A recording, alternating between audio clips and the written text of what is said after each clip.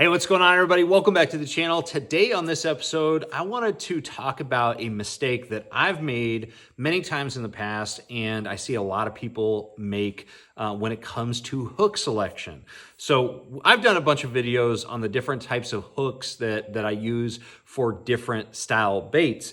But I really want to focus on one thing that I think a lot of people get wrong, and they end up having issues either getting a good hook set with a fish, or they end up breaking their line because they're just using the wrong hook. And one of the biggest factors that people are overlooking that this whole video is about is the wire diameter of your hooks.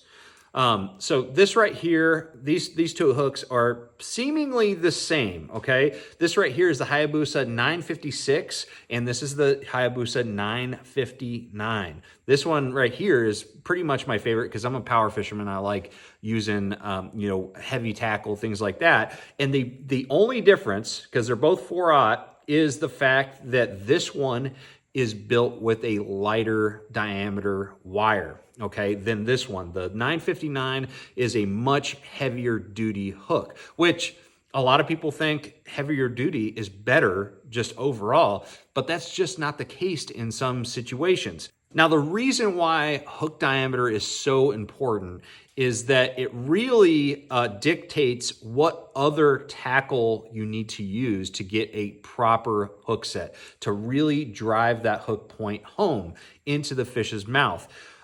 When it comes to a lighter wire hook, because there's less material overall, it's going to reduce the amount of pressure that is needed to drive the hook into the fish's mouth, including bone. Then compared to the thicker diameter hook, so like the 959, the heavier the wire, the more pressure you're going to need to drive the hook into the same part of that fish's mouth.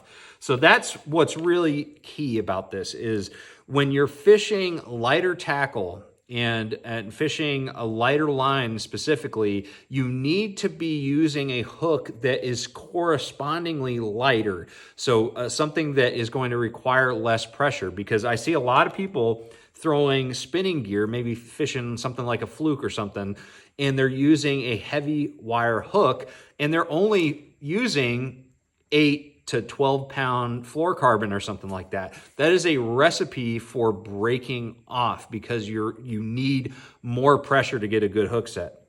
If you're using anything that is below, say, 12 pound test, really you need to consider using a lighter wire hook. It could be the same exact design, but just a lighter wire.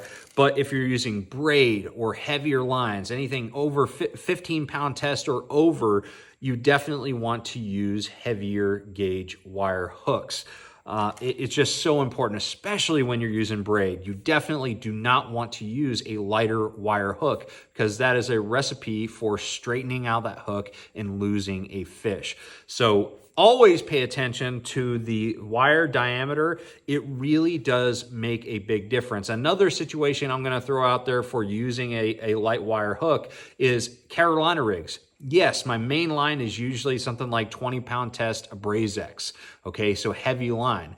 But I'm usually using a smaller leader material, 10 or 12 pound test with that Carolina rig. So I pretty much always use a lighter wire hook for Carolina rigging because I have a weak link in that chain of a lighter leader material.